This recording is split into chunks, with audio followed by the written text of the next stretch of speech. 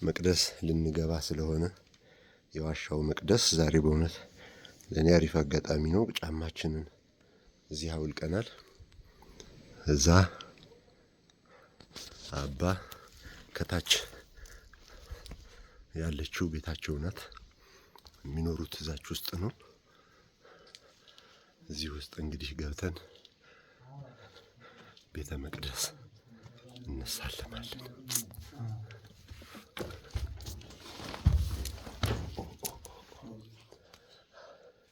እዚህ ምንድነው መሳለም ይቻላል ወይስ በዓሉን አላውቅምና? አይ ክርስቲያን ነኝ።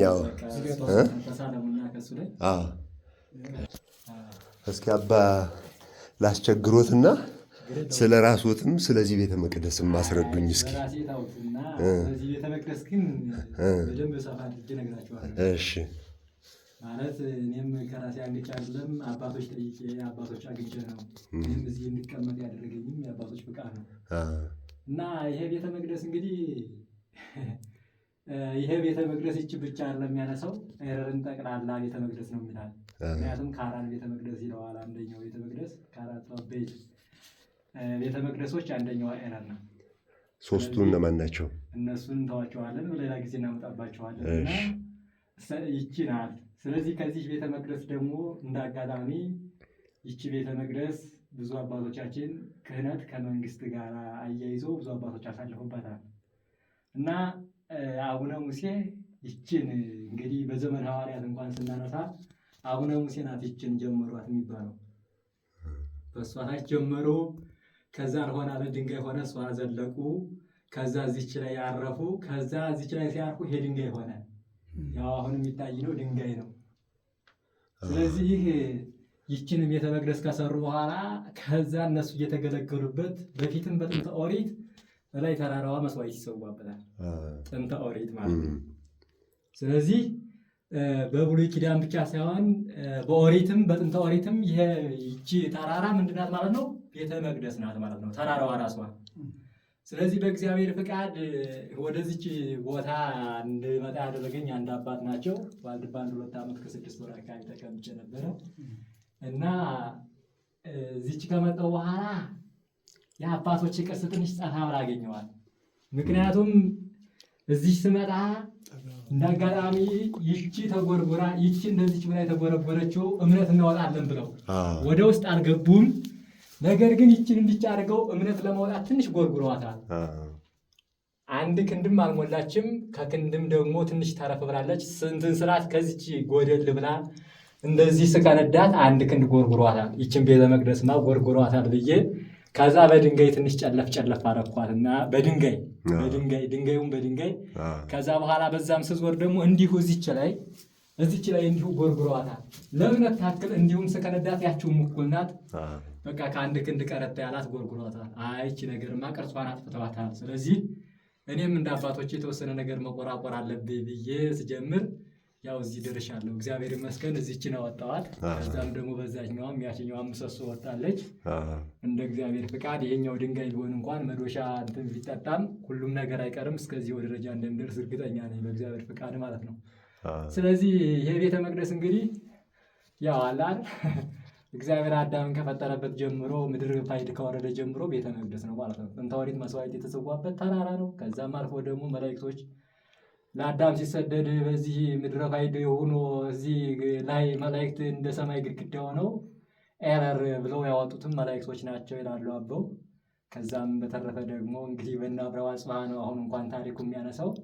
ነገር ግን አብረው አጽብሃ ቢሆንም ብዙም አይርቅም፣ ሚስጥርም አያፋልስም። ሚስጥርን እንደቀጁ ነው። ለምሳሌ ከውቅያኖስ ውሃ አለ፣ ባህር አለ፣ የሚችለውን ያክል ይቀዳል ይወስዳል።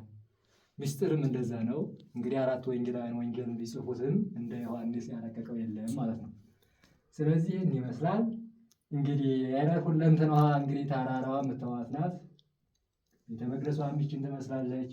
እንግዲህ ከዚች ላይ በጥንተ ኦሪት በፊትም አባቶቻችን ቤተክርስቲያን ማስፋት አይደለም ልቦናቸው ነው የሚሰፋው። ስለዚህ አሁን ከዚች እንግዲህ ቤተክርስቲያን ቤተ መቅደስ መንበሩ የት ላይ ሆኖ ካህናቱ የት ላይ ሆኖ ስጋው ደግሞ ተቀባዮቹ የት ላይ ሆኖ እንዴት እንዳሳለፉ ግሩማን ነው።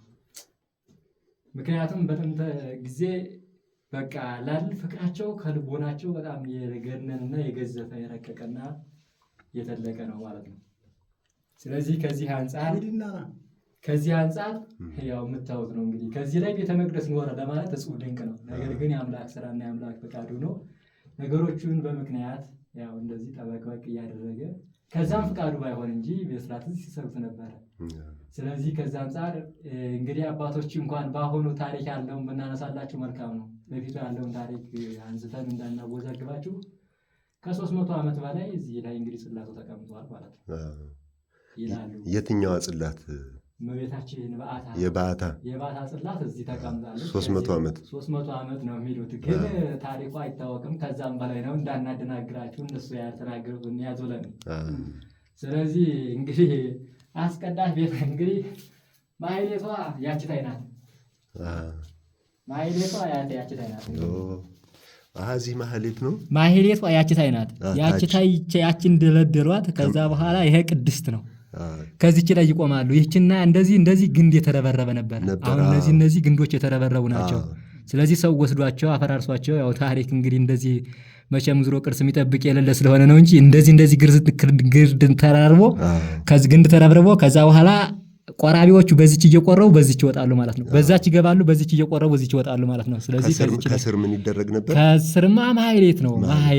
ነገር ግን ይህቺ አበይተ አበው የሚባሉት የአራቱ ብሉያት መምህሮች ናቸው እዚች የሚገቡት። ምክንያቱም ትንሽ ስለሆነች ጠባብም ስለሆነች ዋናው ማህሌት በዛኛው ነው። ነገር ግን ጊዜ እየገዘፈ እየተራቀቀ ሲመጣ ቤተክርስቲያን እየሰፋ ሲሄድ ይችታይ ማህሌት አድርገዋታል። ደግሞ በአሁን አባዎች ደግሞ ይችንታይ ደግሞ ምን አረጓት? አሁን ላይ ደግሞ በአሁኑ ስርዓት ደግሞ ቤተልሔም አድርገዋት ነበረ። ይችን ቤተልሔም ራሷን ይችን ቤተልሔም አድርገዋት ነበረ። ከዛ በኋላ ይችን ረብረው የምዕመናን ከዛ በኋላ መቅደሱ ይሄ ነው። ቤተልሔም ማለት ስጋው ደግሞ የሚዘጋጅበት የሚፈተትበት። ማህሌትስ ምን የሚደረግበት ነው? ማህሌትማ ዝማሬው፣ መስዋዕቱ፣ ስብሐተ ፍቁሩ፣ ኪዳኑ ይህ ሁሉ የሚደርስበት ነው ማለት ነው። ዕጣነ ሞገዱ ሁሉ የሚደርስበት እዚህ ነው ማለት ነው። ምዕመኑ ደግሞ ከላይ ቆርቦ ቆራቢያን ነው። ለምሳሌ ብዙ ጊዜ በድሮ ስርዓት ጠይቄያለሁና ከ300 ዓመት በላይ የሆናቸው አባት ከዚች የሚቀመጡት ነገስታት ንጹሐን የሆኑ ነገስታትና ንጹሐን የሆኑ ክህነት ከንግስና ጋር የያዙት ናቸው በድሮ ሰዓት። ከዛ ውጭ ያሉ አባቶች በዛኛው ነው። ቆራቢ እንኳን ቢሆኑ ከዛኛው መጥተው ነው። ምክንያቱም ቦታው አትበቃም። አሁን ለምሳሌ ዛሬ ምዕመናን እንግዲህ ብታዩት እንዴት ነው። ስለዚህ በጣም የበቁ የረቀቁ ከጽላቱ በፊት በድሮ መቀራረብ የለም። ጽላት ይፈርዳል። ምክንያቱም እዚህ ጽላት ሆኖ እዚህ አይቻልም። ሁሉ ነገር እንግዲህ ሀሊዮም ሆነ በገቢር ንጹሐን ካልሆኑ አይቀርቡም።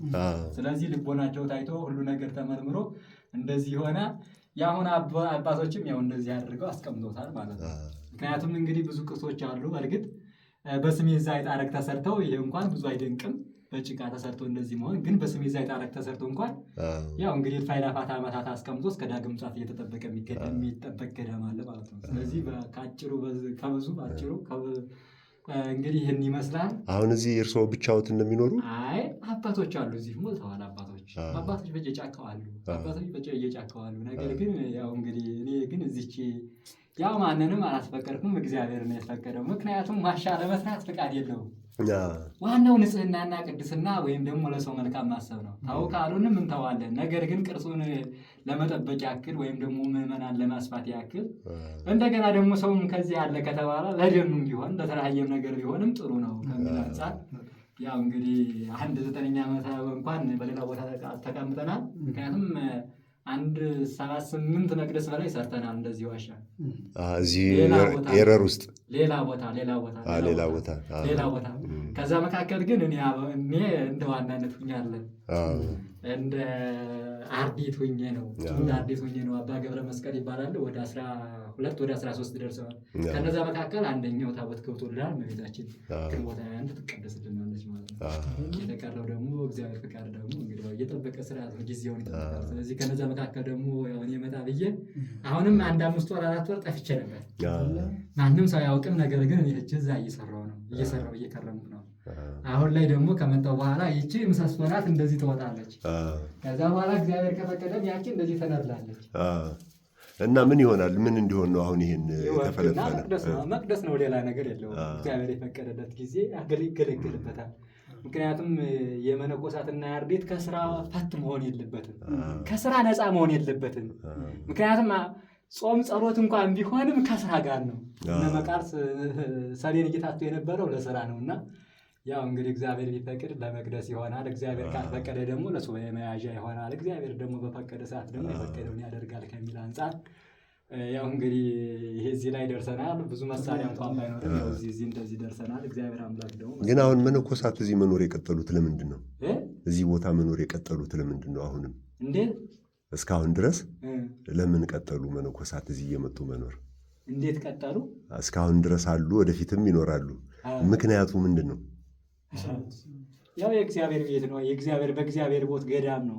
ገዳም ስለሆነ ገዳማውያን ደግሞ መነኮሳት ደግሞ በእግዚአብሔር ቤት በእግዚአብሔር ቦታ ደግሞ መንቀሳቀስ ያው እንግዲህ ይሄ የሰላም ፍለጋ ነው። እግዚአብሔር አለ በሚባልበት እግዚአብሔር ቅዱሳን በሚቀመጡበት ቦታ መነኮሳት ይሄዳሉ። መነኮሳት የሚሄዱት ደግሞ እዚህ ቦታ ሌላ ቦታ እንዳይኖሩ ያደረጋቸው የእግዚአብሔር ቅዱሳን ቦታ ነው። ቅዱስና ቦታ ቅዱሳንን ይመርጣል። ስለዚህ ቦታው ራሱ ይመርጣቸዋል ማለት ነው። እግዚአብሔር እንደፈቀደ ደግሞ እግዚአብሔር ይወስዳቸዋል ማለት ነው። ከቦታ ቦታም እንዲሁ ይንቀሳቀሳቸዋል። ስለዚህ ያው ለጾም ለጸሎት ነው። ዋናው መነኮሳት እዚህ እንዲኖሩ ያደረጋቸው ጾም ጸሎት ነው። እግዚአብሔርን ለማግኘት ነው። እግዚአብሔርን ለመፈለግ ነው። እግዚአብሔር አምላክ በድሮም በጥንትም እሱ ራሱ ወደ ደብረ ዘይት ይወጣል፣ ወደ ተራራ ይወጣል። እየተለየ ወደ ተራራ ይወጣ ነበረ። ገዳመ ቆሮንቶስ ገዳመ አስቄጥስን እያጸና ከዛም ደግሞ በቤተ መቅደስ ደግሞ ተለይቶ ከእናቱ ከአባቱ ከዮሴፍ እየተለየ ነበር። እሱን ተመከተላሪያ ለማድረግ ነው። ሌላ ነገር የለውም። ለጾም ለጸሎት ለስግደት ነው። ለሀገር ለመለመን ነው።